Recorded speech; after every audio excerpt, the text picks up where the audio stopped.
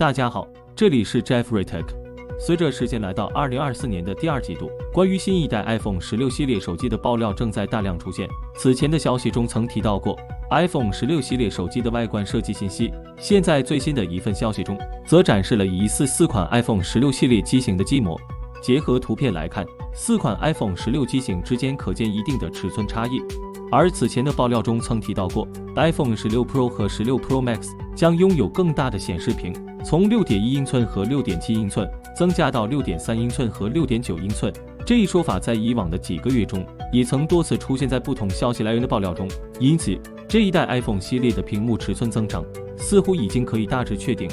不过，虽然屏幕尺寸有所增长，但 iPhone 16 Pro 系列的正面屏幕设计似乎并不会有更多的改变，且可能仍旧采用中置打孔的设计，结合窄边框方案。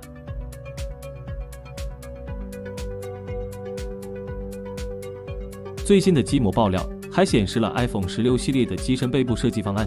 结合来看，标准版本和 Plus 版本的 iPhone 机型将采用全新的后摄模块设计，其仍旧后置了双摄组合，但调整了镜头组件和闪光灯的位置。2颗后摄镜头采用了垂直排列的方案，且取消了矩形的后摄模块，改用了类似药丸形的模块设计。闪光灯组件安置在了后摄模块外部，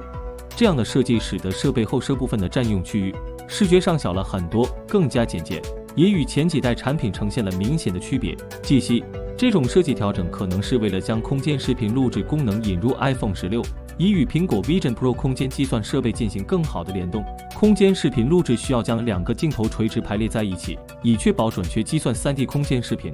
此前的消息中曾提到，在不同的开发阶段中，新 iPhone 系列的后置摄像头垂直方案到目前为止是一直保持不变，而定位更高的 iPhone 16 Pro 系列后摄模块部分则没有带来更大幅度的设计调整。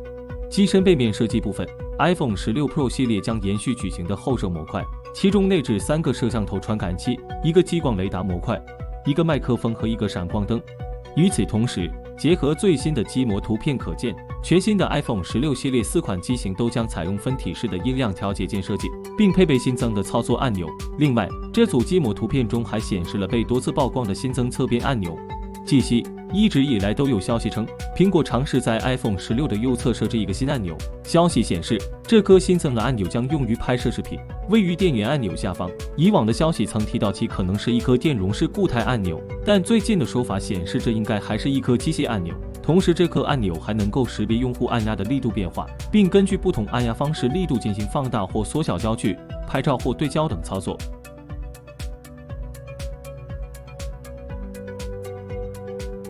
最新消息却显示，苹果最近似乎遇到了2个大麻烦。外媒称新机面临芯片、屏幕方面的问题，不排除会延迟发布或者涨价的可能。首先看芯片方面麻烦，苹果近几代 A 系列处理器全部由台积电代工，虽然这是当前行业内最好选择，但对苹果来说也是一种风险，毕竟把鸡蛋都放在了同一个篮子。有外媒报道，前几天台湾遭遇 7.3 级地震，台积电 N3 晶圆厂房有一定破坏，尽管台积电随后声明，关键设备未遭到严重损坏，部分工作已经恢复，但仍无法打消外界疑虑。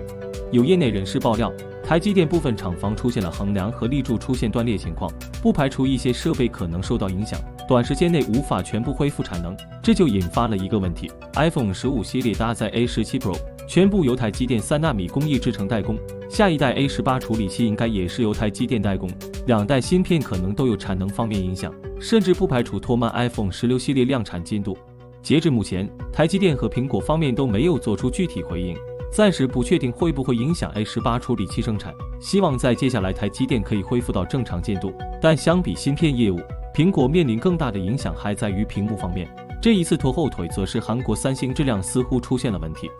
据韩国媒体报道，苹果希望 iPhone 16系列缩小边框宽度，带来更为极致屏占比。这项技术将由三星和 LG 2家韩国企业提供。这项工作近期也发生了一些麻烦，三星高层承认生产良品率没有达到苹果公司标准，造成了产能较低和成本过高，不排除苹果放弃超窄边框设计，延续上一代外观。超窄边框需要使用 OLED 柔性屏，在屏幕边缘处向手机内部弯曲，在我们看不见的内部其实还有一部分屏幕。这项技术需要提高生产水平和成本支出。目前大多数安卓旗舰手机将边框宽度控制在 1.5 到2毫米左右。苹果其实也达到了行业常规水准，只是希望下代控制在1毫米左右遇到麻烦。首先是芯片遇到麻烦，然后屏幕也遇到了一些状况，无法排除 iPhone 16系列涨价或者延迟发布的可能。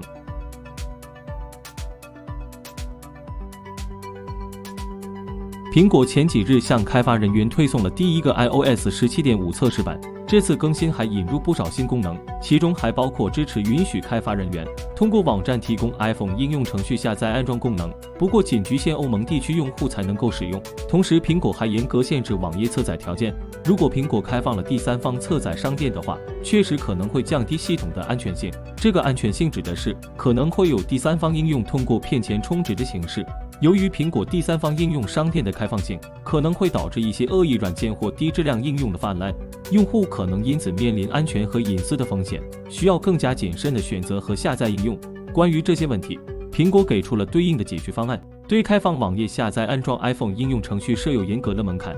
要想获得该权限，开发者需满足以下条件并通过审核：首先，必须加入付费开发者计划并持续2年以上。其次，只有欧盟地区的开发者或网站方可申请。三者，开发者在过去1年内需在欧盟 App Store 地区实现超过100万次的用户下载安装量。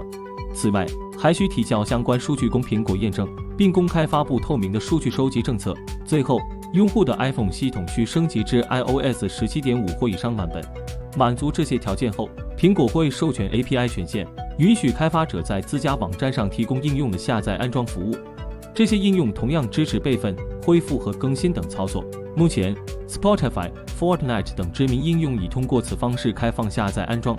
值得注意的是，虽然网页直接下载 iPhone 应用无需向苹果支付佣金，但下载量超过一定数量后，开发者需支付每次0.5欧元的核心技术费。此项服务当前仅限欧盟地区用户，且仅适用于 iPhone 设备 ，iPadOS 系统暂不支持。至于苹果使用侧载商店，我倒是有一点想法分享一下。首先，买 iPhone 的大部分人群主观地认为，一是品牌力，二是性能，三是生态安全。放在2024年这个节点来看，苹果的品牌力已经没早些年那么的酷炫。再是性能，现在安卓旗舰的性能一点也不差，只能说各有千秋。反观我认为很多用户依旧选择 iPhone， 很大一个原因是系统易用性、安全性。由于苹果第三方应用商店的开放性，可能会导致一些恶意软件或低质量应用的泛滥。此外，苹果可能会面临与开发者和第三方商店之间合作和竞争关系的管理问题。开发者可能因为新的商店选择离开苹果官方商店，这可能对苹果的收入和声誉造成一定的影响。苹果需要巧妙平衡与第三方商店的关系，确保双方的利益能够得到平衡。